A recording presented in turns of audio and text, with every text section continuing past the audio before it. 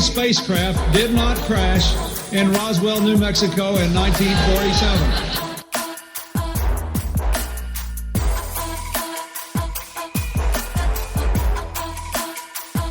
You know flat earthers, I guarantee it.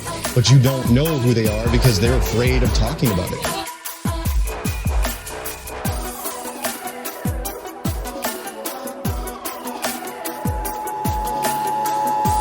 This is not a test. This is your emergency broadcast system.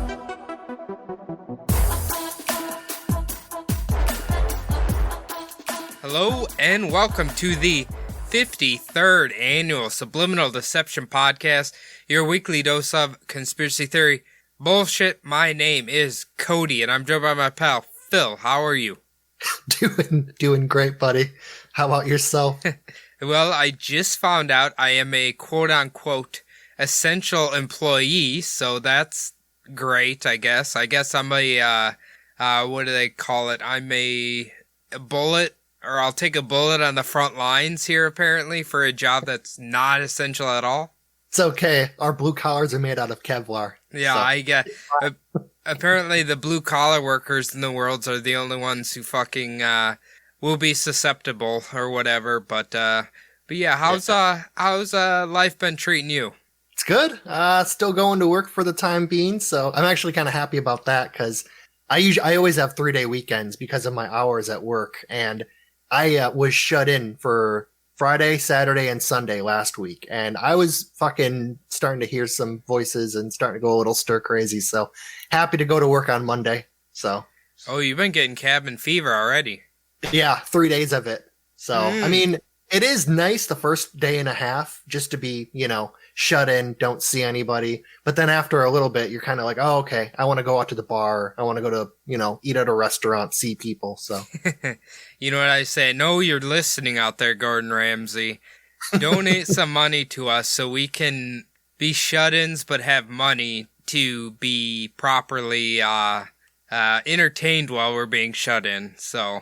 Yeah, seeing the whole restaurant situation basically hit the shitter, we might have to start a fund for Gordon Ramsay, so you might want to save those pennies. I don't know. I saw on Reddit today, because of the coronavirus, I've been paying a lot of attention to Reddit because people always post like the whatever headlines about it, and on there was him dressed as an old man, like doing an undercover boss thing. It's kind of interesting. Oh, yeah.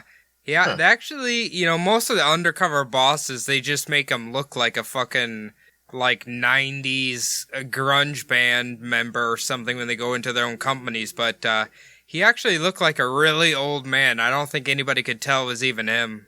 What happens when Gordon Ramsay dresses up like a dishwasher, but sees one of his cooks doing something wrong, and then throws an entire tray of fucking chicken cutlets at them? They immediately know, oh shit, that's Gordon Ramsay. I mean, I would assume by his yelling, they'd probably be able to tell it was him, right? That'd be great if, the supervisor he got put under fired him in, an hour and a half. It's you cannot treat other human beings like that. I don't know who the fuck you think you are. Generally, the dishwasher remains pretty quiet in a restaurant, so, sir, I don't know why you're raising your voice so much. Yeah. What was that great, documentary about the kitchen staff, that movie? Yes, Waiting. Waiting. Yeah, Waiting, where the dishwasher, smoked cigarettes and gave, fucking psychological advice to all of his crazy fucking transient employees that he worked with. Is it Waiting, or is it Still Waiting, or is it... Still Waiting was the horrible sequel. Okay, so it's just Waiting? Just Waiting, yeah. It was funny. The first time I watched it, I was literally in my mind, I'm like, Jesus, this really reminds me of our first jobs where you and I both worked. Working in that fucking dirty kitchen. Yeah, I never worked for an Applebee's or a Chili's, which that's kind of making fun of, but I can't imagine it's that much different. No, well, the first half of our Mabes experience was great, and then all of those actual transients started working there. Then it got a little fishy. Did I tell you all those are closed down except for the original one, I think? I imagine. Fucking a health inspector who wasn't getting paid under the table, probably. One fucking step in that place and shut it down. I can, for all those out there, I guarantee they're paying off a health inspector because that place was fucking dirty. Oh, hold on 1 second. Allegedly. There you go. Allegedly, okay. Allegedly for everything I just said. I'm sure you'll be fine. They're dead in the water anyway. It doesn't matter. Yeah. Actually, I was going to say something really quick. Have you heard the news? I saw on a news story this morning that apparently Walmart is claiming their actual like sales of like their professional clothes. They're selling out of their tops, but their bottoms, like pants and, you know, the bottom half of people's clothes, they're not selling anymore. And apparently it's because of all of the working from home and the webcams. People aren't worried about what their pants are anymore. Okay. I mean, if I was allowed to work from home, I certainly would probably wear a comfortable bottom and then just a nice top. Yeah, if I was one of those white collar type folks, I would definitely nice shirt up top and then just maybe pajama bottoms or boxers on the bottom. That'd be great. Well, Phil, I think it's time to move on to Pauline Bennett's World of the Unusual. So, we got a few quick stories here. Let's start off with UFO terrorizes fishing boat crew. So this could be fun. I don't know why they'd be picking on a fishing boat. The crew of a fishing boat was terrorized by a UFO that made repeated passes at their ship before plunging into the ocean in a cloud of steam. Now, it's ironic because I'm sure you've heard it before that UFOs are using seawater to power themselves. Yes, I have. Okay, so that's kind of making heavy water. So Captain Raul Martinez told authorities that the gleaming white spaceship swooped low across the bow of his ship as he fished about 30 miles off the village of Santa Cruz, Argentina. Astoundingly, the UFO made no noise, just the rush of the wind. After several low-level passes at the ship, the UFO slowed and settled to the ocean and gently disappeared beneath the surface in a cloud of strange colored steam. So that is a pretty interesting story, I have to say. Yeah, so that's pretty fucking crazy. I mean, maybe the aliens had a thing for halibut and they're really just trying to get some good cooking in there. You think you can catch halibut off the coast of Argentina? No, I was just saying that. I don't know. Maybe, there is cold water down there, so. Yeah, I was going to say. Maybe halibut live in the north and the south. I was going to say, I definitely remember in Alaska, that was if you could catch a halibut, that was the fucking fish you wanted to catch, but they had to be in really deep, really cold ocean water, so. Yeah, I heard that most of the prize fish that people actually want, the big tuna and the halibut, they get taken up by the commercial fishermen. So. That's not I heard very it's nice. really hard to catch, just you out there with the pole. I heard it's really hard to catch those fish. Yeah, I think you have to pay a fucking charter ship or whatever to help you, catch them. That was how it was in Alaska, anyway. Yeah, especially to wrangle those big motherfuckers in, too. I just remembered how large those things are. They're the size of a fucking Honda. And they are possibly the ugliest goddamn fish ever. Oh, yeah, I had no idea how fucking weird-looking tuna were. Ugh, yeah. Anyway, let me read this other one real quick, because it actually is kind of funny. Gold rings can cause cancer. Okay, that's the title of it. Many Americans may be wearing gold rings that are radioactive and can cause cancer. The U.S. Public Health Service says it has learned that a large quantity of radioactive gold meant to be used in cancer treatment almost 50 years ago has been made into rings. Most of the contaminated gold is believed to be in the Northeast, officials say. When the use of radioactive gold was discontinued as a cancer treatment years ago, the gold found its way into the hands of jewelers. Unaware of the danger, the jewelers used the deadly gold to make the rings, which were bought by unsuspecting customers. Through the years, the Public Health Service says people who have thought an allergy was the cause of skin disorders on their fingers were actually suffering from radioactive poisoning. Okay. Jesus. I can honestly say that's interesting because I have heard that before, where people are like wearing a ring or something and they get like a fucking, abrasion or rash on there, and they're like, I think I'm allergic to gold or something. So that's really interesting. Yeah, that's really weird. I imagine the entire state of New Jersey would just pretty much glow in the dark. I hear it a lot with like silver. Like I feel like people really have skin allergies to like silver, so I don't know if they use that in cancer treatment too. Yeah. But Maybe. I don't know. I'm not a type of person that wears jewelry at all. I have heard that if you have a ring that's not made out of like pure gold, if it's cut down with a lot of copper, it'll turn your finger green. I've heard that before. I mean, yeah, that makes sense. That's just like corrosion, but anyway, let me do the prediction for the week, and then we'll get on to the meat and potatoes here. So, Madam Bennett's prediction for the week is the hottest show of the next TV season will be a romantic series based on the life of a famed psychic. Kind of sounds like she wishes they would make a show about her, but is she also like passing out a screenplay to everyone while she tells them this prediction? Like, are you a producer of film and television? Well, I have a great prediction for you and this, and then just plops it down. You know, after us reading her stuff every week, I'm starting to wonder if she actually even is a real person, or if it's just like a column character they put in there. It could be written by like 2 or 3 people at like a newspaper. Probably. Anyway, Phil. The same people who do horoscopes. Anyway, Phil, why don't you take over the reins and lead us into this week's conspiracy? All right. Well, I was doing some research for this week's conspiracy, and I kind of realized that if you type in conspiracy into Google, some very weird and very current things are starting to pop up. Oh, yeah. So I decided to do a little bit on the lighter note. Okay. Have you ever heard of a Mississippi Valley town called New Madrid, Missouri? I don't think so. I know where Madrid is, but I've never heard of New Madrid.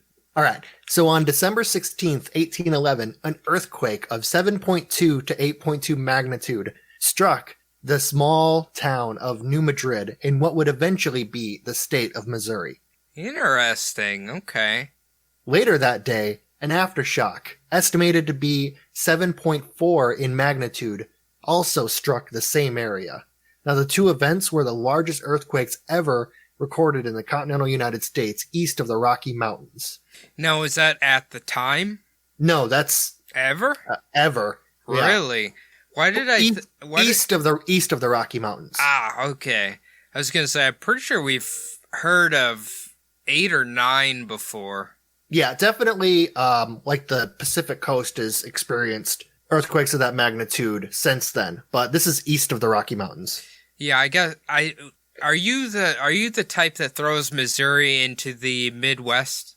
I would say they are part of the southern Midwest. Okay. Along with maybe Illinois, parts of Kentucky, and parts of Tennessee. The problem is Tennessee and Kentucky seep on into the South. So yeah, I was going to say, I feel like Missouri, obviously we're from Iowa, and you start getting pretty far south in Iowa, and somehow magically they are starting to get southern accents. And obviously Missouri's like below Iowa, so I don't know. Yeah, the whole northern and southern Midwest thing, this is kind of my deal. I think the whole northern and southern Midwest line actually runs inside of Iowa. So I don't consider Iowa like one state. It's it's actually 4 different states, because those all 4 parts of Iowa are very different. So oh yeah, it's funny because I would say Minnesota could be qualified as that, but you basically have so I'd say from central down is pretty much northern Iowa, whatever, and then anything up above there, you're basically like hillbilly Canadians. That's kind of the best way I could describe them. Otherwise known as people from Wisconsin. Yeah. So for the residents of New Madrid and the surrounding area, this event would have felt like the end of the world, as earthquakes were not known to occur in this area, especially in that time, being, they hadn't lived there for very long, but no one really in America at that time had felt earthquakes. Really? Well, I mean, America was pretty young in 1811. But this was all part of the Louisiana Purchase at the time. So did they understand what an earthquake was? Well, I mean, most of them knew, I imagine, what an earthquake was. I doubt any of them had ever really felt it. Right. I feel like I've heard of this particular earthquake before, but for some reason in my mind Kansas always comes into mind, but anyway, continue. Yeah. 2 more large earthquakes happened after the original December 16th event in the next year, 1812. They occurred on January 23rd and February 7th. Both were about the same magnitude as the original aftershock that occurred later that day on December 16th. And about 2,000 more earthquakes occurred in the area between December 1811 and March 1812. 2,000 more? Yeah, there's an estimated, because those are just kind of like, it's what people reported. The number is much larger, but confirmed it's about 2,000 more. Jesus, that is a lot. I did see numbers that said between 6,000 to 10,000. But this is the number I found most, was 2,000. So I didn't want to go like overboard and give the max estimate. I don't even think John Cusack had to deal with that many in the documentary 2012. Oh, yeah, definitely. Yeah, there was a lot of, God, that was the, where Hawaii was burning when he tried to fly the plane in, right? And then China magically appeared like 15 miles away from Hawaii. Was that in all I remember that from that movie is Woody Harrelson, him driving through like the earth literally splitting apart, and then all the rich people in those weird boats or subs or whatever, and then them finding out that Africa is the only continent that didn't get destroyed. Oh yeah, that's true. Yeah, the Woody Harrelson part of that movie was great. It was great character play acting. Of course, it was probably just the director going, "Hey Woody, just kind of say your lines but act like yourself.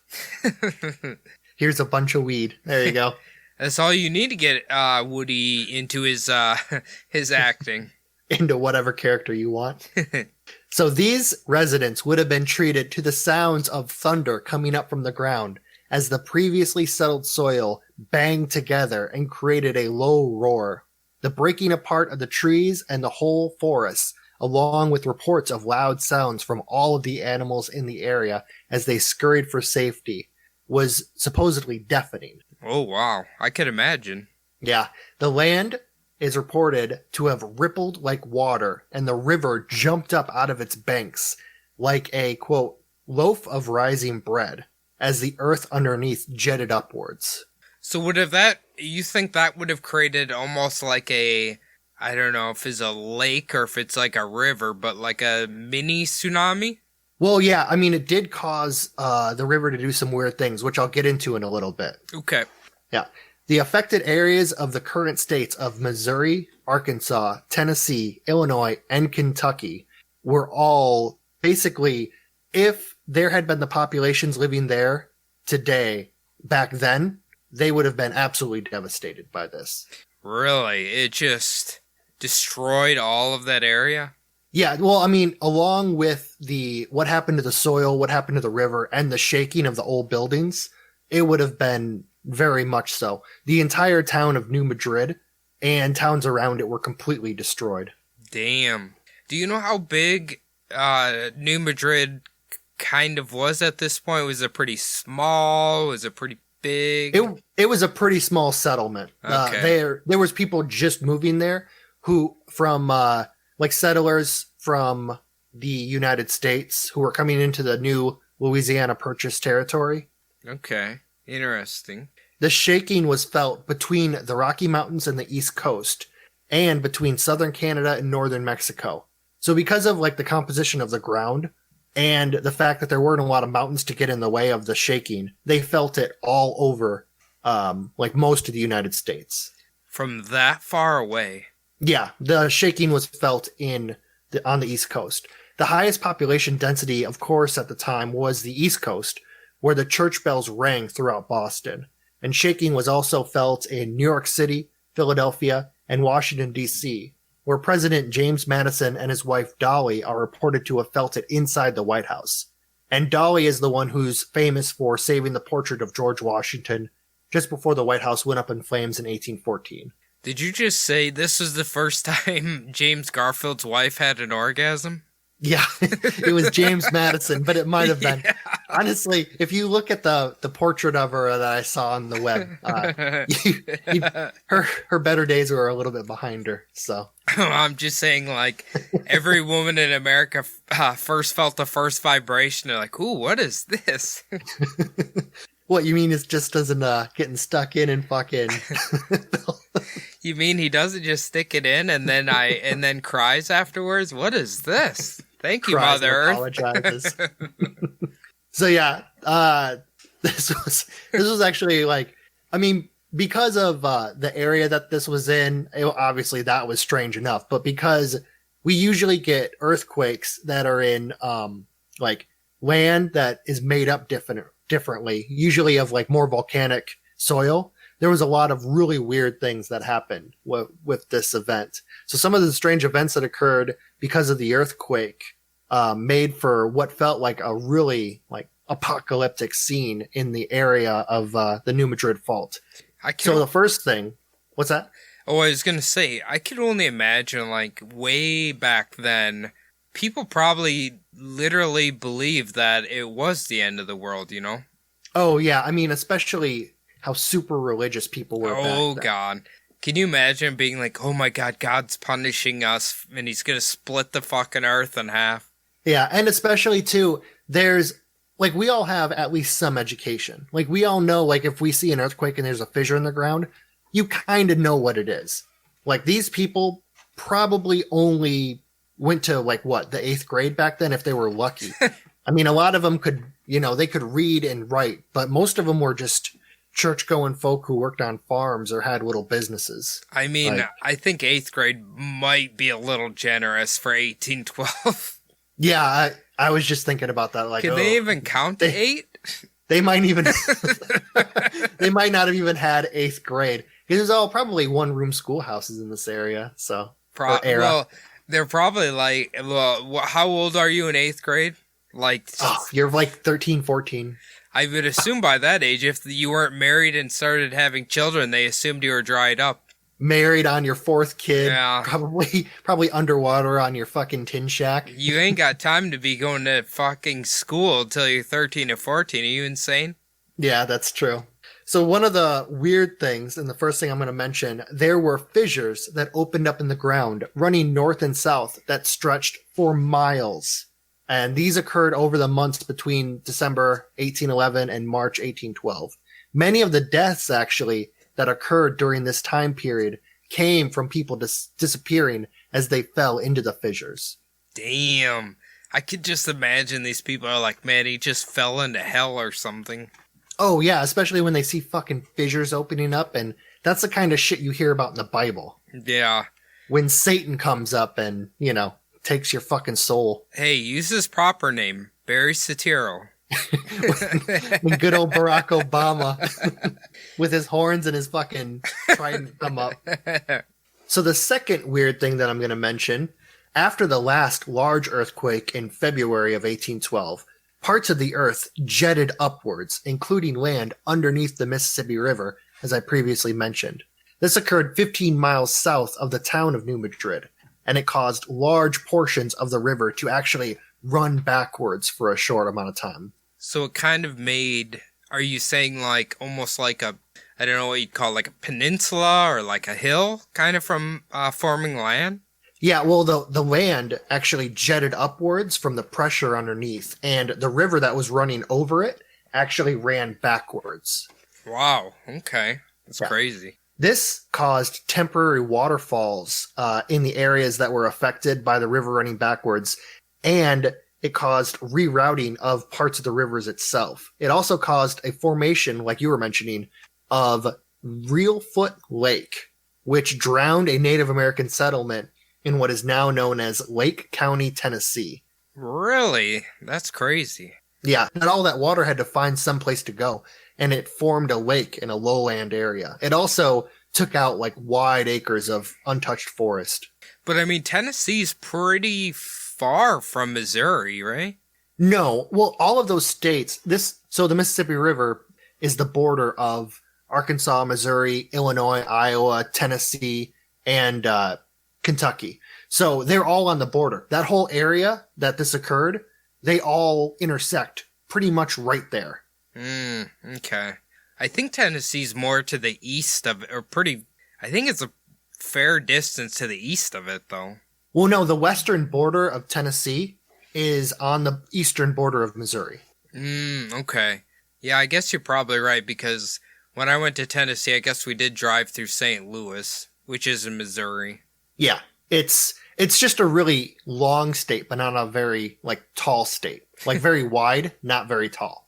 So, have you ever heard anybody refer to Arkansas as Arkansas?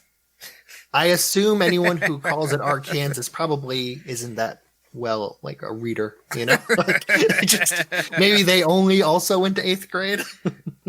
Oh, God. That always made me laugh. Like, they call it Arkansas, but if you look at how it's spelled, it kind of looks like Arkansas or Arkansas. Arkansas. Maybe I have it wrong. Maybe they're readers, but they're not like, you know, they didn't go to school and learn it. They just read it in a book, so they call it Arkansas. They didn't complete the 8th grade, like 1812 education. Yeah, 1812 education where you probably had religion class 3 hours a day, kind of like ours. How else are you supposed to learn anything? That's true. So the third weird occurrence that happened because of the New Madrid earthquakes, large sand boils occurred in the affected areas, the largest being 1.4 miles long and about 136 acres across. And this is located about 8 miles west of Hayti, Missouri. And I definitely said that wrong, so I'm sorry. It's Hayti. I'm sure you're close enough. What the fuck is a sand boil? So that's just what I was about to say. A sand boil occurs when underground water is put under immense pressure and is forced up to the surface, and this brings up all the soil with it. So these sand boils actually look like the cone of a volcano, and they leave a crater in the middle where the sediment evacuated from. So if you imagine a volcano, but just replace all of the volcanic soil with sand. That's basically just what it is. It's all of that sand rushing up from underground and then forming a hill around the spout. Huh. Interesting. I'm assuming it's kind of a rare occurrence, right? Well, it does happen with earthquakes. So these happen wherever there's like sandy areas and an earthquake. So all along like the West Coast, like I'll talk about later, the San Francisco earthquakes, they have sand boils there too, in the sandy areas along the beach. Interesting. Okay. Never heard of those before. Yeah, and this sand boil that occurred in Missouri is actually the largest one on Earth. Really? So is it like if someone for some reason wanted to visit Missouri, could they see this thing still? Yeah, you can. If you are up in an airplane, you can still see it. I mean, It's so big, you have to be in an airplane to see the whole thing. Huh. Interesting. Unless there is some kind of high point around it, but I didn't really see anything about that. The only pictures I saw of it were taken from like above ground, like aircraft. I might have to look that up after this.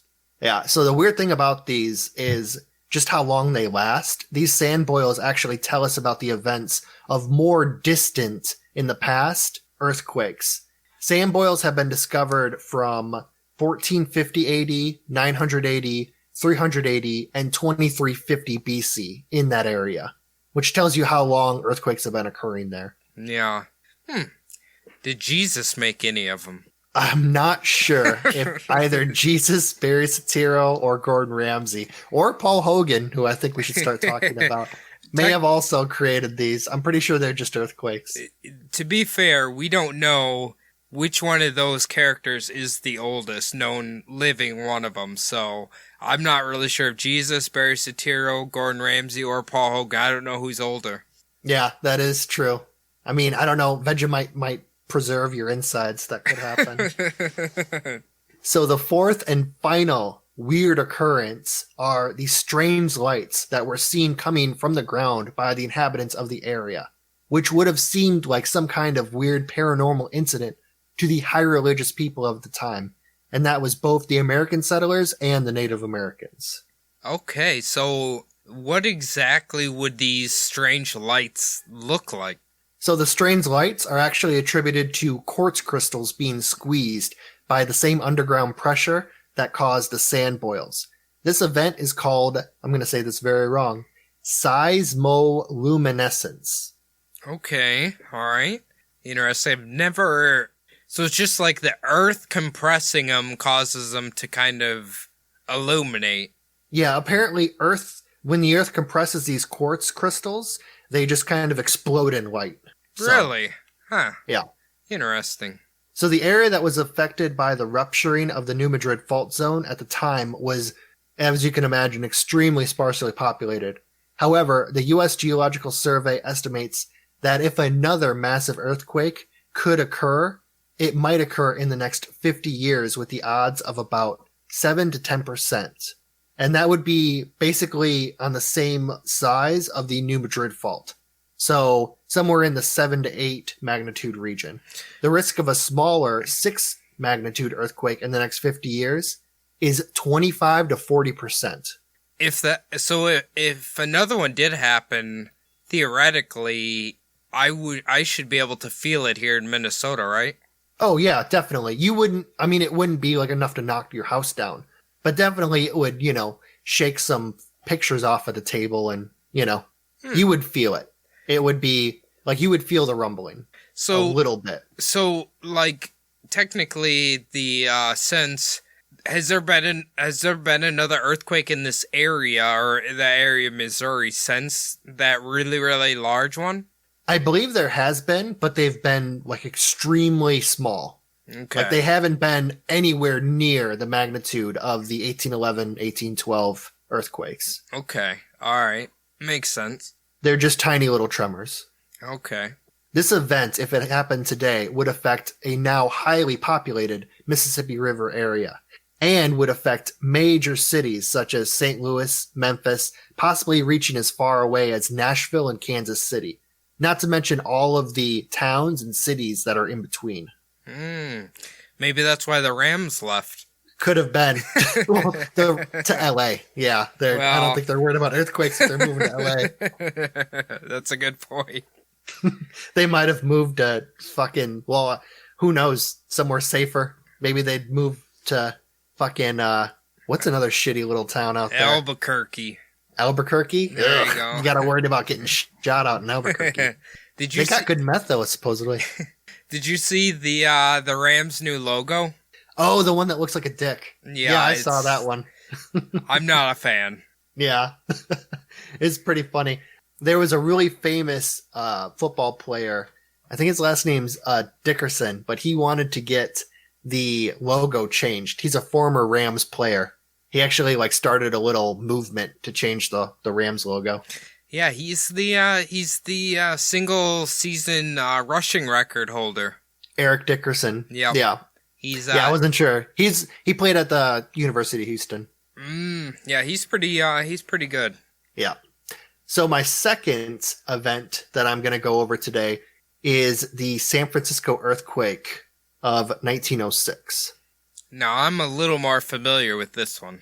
Yeah, this one was pretty devastating, and it happened to a highly populated area back before their construction codes were really good. So, on April 18th, 1906, the residents of the city of San Francisco felt the shaking from a devastating earthquake, estimated to be anywhere from 7.9 to 8.3 on the Richter scale. I should say for this one and the one before, the New Madrid, the Richter scale hadn't actually been invented for a few more decades after 1906. So it definitely, the 1811 one was also like an estimate of what they believe it would be on the Richter scale. Okay. I see, yeah. I mean, I'm assuming by the damage, they could probably estimate how big it was. Yeah, by the damage and how, what people, the stories they told about it. The shaking from the earthquakes caused many fires, and eventually 80% of the city of San Francisco was destroyed. It left about 3,000 people dead. Holy shit. God damn. Yeah, damages were estimated at around $500 million in 1906 dollars, and that's about $14.37 billion in 2020 dollars. Well, at least Bezos could pay to repair it. Yeah, I'm sure. I'm sure he'd love to pay that. But he won't even pay his employees, so I don't think he'll pay for anything. He would probably overcharge the city to rebuild it. No, What's that? I was going to say, I remember talking about this particular earthquake because on my other podcast, Bumblebutt Podcast, we talked about, I can't remember the guy's name, but he was basically had this weird, like, sex cult. And when this particular earthquake occurred in San Francisco, he claimed it was like him doing it, him commanding God, and he made him do that. Was it with his gyrating hips? Is that how he created the earthquake? He probably did. Let me tell you how hard I banged that chick last night. He was more into the getting naked and rolling on the ground. That was more of his thing. Oh, he had that weird fucking, like weird fetish things? Yeah. Oh, okay. He's a weirdo. Yeah. So from this earthquake, the shaking could be felt from southern Oregon all the way down to Los Angeles, reaching as far east as central Nevada. Okay. So technically that's not quite as wide of a spread as the other one, though. No, it's not. But definitely, I mean, the ground makeup has something to do with how far it goes. And obviously the Rocky Mountains, how thick the plates are. I don't know exactly how that works, but I know like mountain ranges kind of slow down the waves. Yeah, okay. That makes sense, yeah. Between 227,000 and 300,000 people were left homeless out of the population of about 410,000 from the city. God damn. So more than half were homeless. That's like almost 3/4. And of those people who were left homeless, half of which evacuated and they fled outside to the Bay Area cities of Oakland and Berkeley, which I can't imagine weren't in much like better shape. But I don't know. Were the Raiders there at this point? In 1906, no, the Raiders were not there at this point. Well, you know damn well Al Davis was there. No, I'm pretty sure if there were Oakland Raiders fans living in Oakland at the time, the San Francisco people would not have fled to Oakland. Probably get stabbed. No, it's fine. I'll just go back to my house. It's on fire. It's fine. So at first, only a few hundred of the 3,000 were reported dead. However, this number was false, as the deaths of residents of the surrounding area were not counted in the initial death toll, and the deaths in the area of Chinatown were flat out ignored. Seems about right for early 1900s. Yeah, especially it's pretty well, we've talked about it in this podcast, how the Chinese population was treated by America. Yeah. The Asian population, I should say. The craziest part, actually, that I found out about this whole story, the insurance companies actually paid out on the claims. Whoa, okay. Well, that's probably the craziest part of this entire story. Yeah, it actually had me pretty floored. Between $240 and $270 million worth of insurance claims were made. In today's money, that's between $7 and $7.5 billion. Okay, so did they actually have that much money to be paying to people? I don't know how. I don't even know if that fucking much money existed back then. But apparently they made those payments. So it happened. I wonder if they had to borrow against the federal government or something. I don't know. Could have. It might. Well, who knows? There were a lot of banks that actually went out of business at that time because a lot of the money in their vaults were destroyed. So. Ah, right. Yes. I can only imagine. Actually, I think that's how Wells Fargo started, was because he set up a little table with some money and let out small business loans.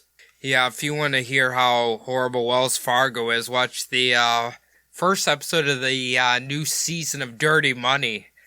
Please take your money away from them immediately. No, now's the best time to have your money with them because they're not going to fuck you over for at least a decade. So that's why I'm keeping my money there. Get it out of there. Go to a credit union, Phil. I know. I probably should. I'm lazy as fuck, though. So like we were just mentioning, this would be highly unusual if it occurred today that the insurance companies actually paid out. This was, however, because some of the fires that consumed the city were purposely set. So that is your conspiracy that they did this on purpose. Well, it's not really a conspiracy. It's been documented that some of these fires were set by the people. Let me tell you why. In today, just like back then, insurance companies would not pay for earthquake damage. However, they would pay for fire damage. So if someone had a building that was damaged by an earthquake, they would set fire to their destroyed building in order to collect the insurance. That way, they could tell the insurance companies, oh, look, no, see, it's fire damage. It's not earthquake damage. That is insanely smart, actually. Yeah, and this caused the more than 150 insurance companies that were involved to pay out on their claims. Interesting. Wow, okay. That's that's really, like I said, really, really smart. And I suppose at the time they didn't really have like an arson investigator or anything like that. No, they didn't. There's even stories of fire chiefs being told that if you go down this neighborhood, you're going to see people setting fire to their own buildings. So they knew it was happening. The only really the terrible thing is they basically burned down 80% of the city. I mean, those fires that they set didn't just burn down their own buildings. No. So are you saying you think most of the fires were caused by people? I don't know if most of the fires were caused by people, but some of the fires were definitely set on purpose by the residents. I mean, yeah, that makes sense because it seems like from all the stories I've heard around this time, for some reason, apparently America was just a lot more flammable. Oh, yeah, definitely. I mean, everything was made out of wood, yeah. All of the fucking lighting was pretty much either coal or, oil, like fucking whale oil, maybe. So it's pretty flammable, everything. It's true. Yeah. So because of the way that San Francisco had been populated and built, which came across from the gold rush of 1849, the city was built in a very rushed and crowded fashion. And it actually ballooned up in size up until the 1906 fires. The fires and earthquake that destroyed most of the city, including the haphazardly built downtown, allowed for a better planned and constructed city, which is the city that we actually see today. And it allowed for the subsequent mass migrations to the city that occurred in the 20th centuries. All the hippies moving in. Yep, all the hippies. There was a really high post-World War II immigration to San Francisco. Yeah. Coming in from the Pacific. I mean, can you blame them? I would assume in all of the United States, California is probably the best weather of all of them. Yeah, and I mean, you got to think too, after World War II, a lot of those specific nations, China, Japan, Korea, it was one country at that time. They were pretty much destroyed by war. Yeah. So, especially Japan, obvious reasons. Allegedly. Allegedly, yeah. Pretty sure, yeah. Tokyo, I think, was pretty much just a burnt out cinder after World War II. Yeah. From all the firebombing. I think it's safe to say that, yes. Yeah. During the rebuilding of San Francisco, city planners had grand ideas and projects that they wanted to complete, which would cause an uproar among the landowners of the city, whose property underneath their burnt-out buildings were soon to be taken from them. Okay. Yeah, so the city also tried to remove the poorest people from the poorest areas of the city, and they also tried to move what is known as Chinatown out of the city all the way to the edge of the county in what might be called a forced gentrification nowadays. And this was to keep the Asian community still in the taxable area, but outside of city limits where no one could see them. Jesus, that's kind of a dick move. Yeah, there was a story of Orson Welles. He was visiting the United States at the time, and he heard people talking in the streets. I believe he was in New York City, from what I remember of the story. He was talking about people claiming that it was good that Chinatown was destroyed along with San Francisco to get them out of there. So there was a lot of anti-Asian American sentiment back then. However, the residents of Chinatown were actually able to stay within the city limits and rebuilt in a newer part of the city. Also good for them was the destruction of City Hall and the Hall of Records, which enabled thousands of Chinese immigrants to claim residency and citizenship, which created a backdoor to the Chinese Exclusion Act, and they were able to bring their family and relatives in from China. Okay, so I mean, that's headed in the right direction, right? Yeah, well, I mean, it's kind of shitty that they had to have the Hall of Records burned down just to claim citizenship. I mean, a lot of them probably were. There's well, it's because of bias and racism towards Asian Americans. There were a lot of laws that were keeping even natural-born Asian Americans non-citizens. And we talked about that a couple episodes ago. But yeah, I remember that. Yeah, kind of really a shitty situation. But, I mean, it's horrible. There were so many people left homeless and so many people killed. But it's almost crazy to think if that hadn't happened, what San Francisco would look like today. Probably not not really what we think of it as right now, you know what I mean? Yeah, I mean, it might, the buildings might be more modern, but could you imagine, like, those tiny little streets, just like in England? Those tiny little streets, and you can barely get a fucking car down them, and... I know how much you love like those. That. Yeah, I know how much you love those. Yeah, exactly. Driving around that fucking truck that I had when I was out there. So the third and final event that I'm going to cover is actually also taking place in San Francisco.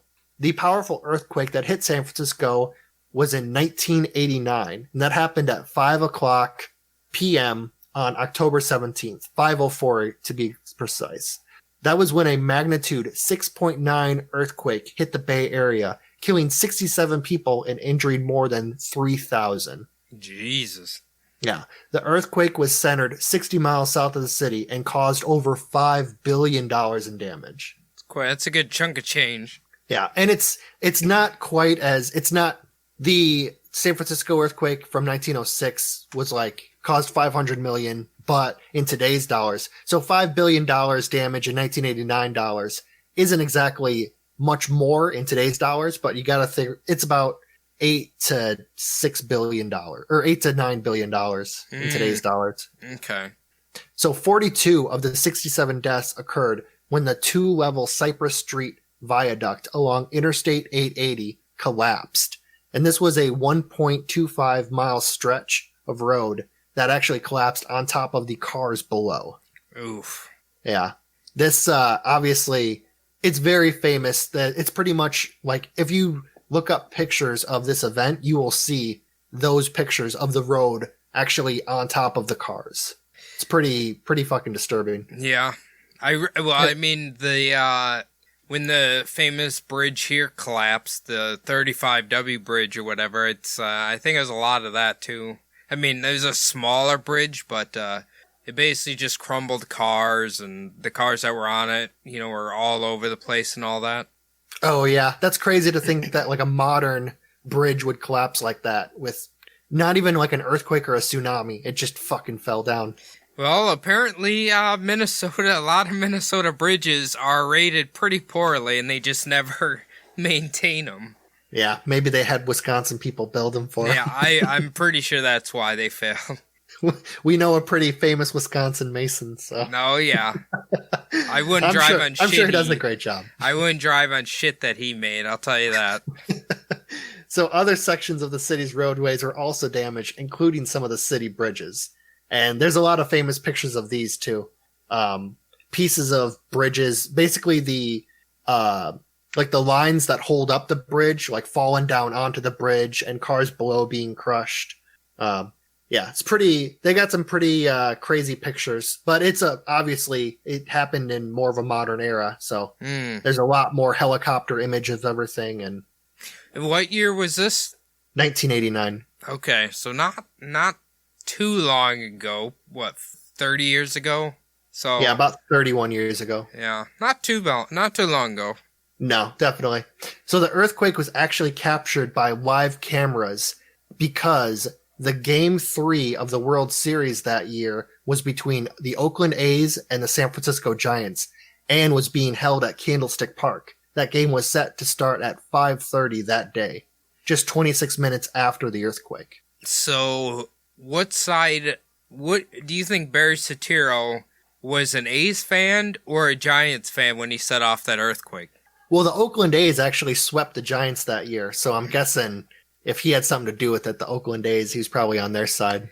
Because I imagine all like world champion sports teams, Barry Soetero's got his hand in it somehow. Okay, if it was 89, then that had to either be the Steve Young 49ers or the Joe Montana 49ers.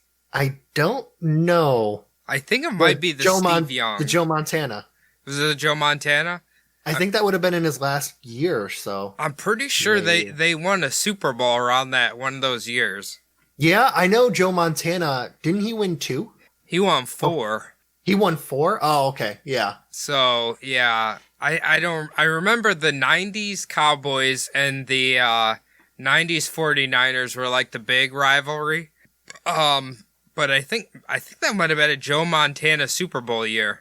Oh, I have no idea. So I just remember how good Dallas was. No, wait. The Bills went to the Super Bowl in 89 and 90 because they went 4 years in a row and they lost 4 Super Bowls. Well, I know the Cowboys was 91, 92, and 94 with their Super Bowls. So I do think 89 was the 49ers. I think it was Washington and the Bills, but That could be. yeah, that's football. This was the baseball game. But Well, the point is that why is there so many California teams, I thought, in there, and then this event happened? oh, yeah. Maybe it's Jerry Jones. What's that? It was probably Jerry Jones doing it. Could have been. He's pissed that his football team didn't make it to the baseball world championship. I want my team everywhere. So because of the clash of the Bay Area teams in the soon-to-start Game 3, many of the people who would have actually been on the roads during the rush hour traffic were obviously at home watching the coverage, getting ready to watch the game. So this meant that there was a lot less people injured than if they had been basically like on their way home or on the way out to eat at the time. Really? Wow. Yeah. So it was there was a lot of people who died, but you can figure out that 69 people died in this earthquake in 1989. 3,000 people died in 1906. So, I mean, obviously the buildings were made much better. Yeah. Roads were also, everything, all of the concrete had steel, like retrofitting in it. So, Makes sense. yeah. But, I mean, this wasn't really a conspiracy episode. I just kind of wanted to go into some of the more tragic events in U.S. history. So do you? I don't know. There's not really any conspiracy for me to end this on to ask you about, but Here, let me say 2 things. First off, I quickly Googled 89. It was the 49ers beating the Cincinnati Bengals. the Bengals went to a Super Bowl? Oh, yeah. Okay, quick tangent. So basically the story is that, okay, Bill Walsh was the coach for the 49ers when they won all those Super Bowls. Well, his apprentice or whatever ended up being the head coach of the Cincinnati Bengals, and then the Cincinnati Bengals were super good, and they met in the Super Bowl, and it was like the mentor versus the fucking apprentice or whatever. But anyway, yeah, so the 49ers won, so there's another thing for California happening that year. Are these coaches still around? Because maybe the Bengals, they could hire him and just try to go back to the Super Bowl. No, Bill Walsh is dead. I don't know about his other guy. But anyway, so when we're talking about all these crises or whatever, world event or U.S. events, I guess, do you think that, a lot of people go into the conspiracy and allegedly Nostradamus predicted that, there could be another really large earthquake, say, you always hear people saying California's going to break off or whatever. But now that you bring up kind of the Midwest, do you think the world is due for a huge earthquake, or do you think it's just it could happen at any time and we can't predict the Earth kind of thing? Well, when it comes to the New Madrid fault, from the times that I told you, like the boils, the sand boils rose up, it looks like it happens every 300 to 500 years. So I Okay. think that we actually had the event happening 200 years ago. So, I mean, in about maybe 50 to 100 years, another event could happen. I mean, they would be about due because the years were like 900 AD, 300 AD. So there is like a time, 1450 AD.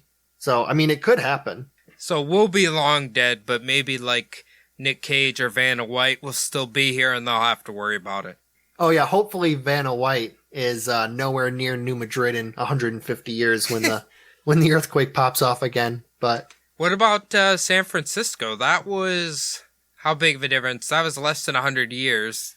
yeah, that was 1906 to 1989. That was, I mean, San Francisco's obviously had more earthquakes since then. Yeah. Those are just like two of the largest ones that they've had since people have been living there.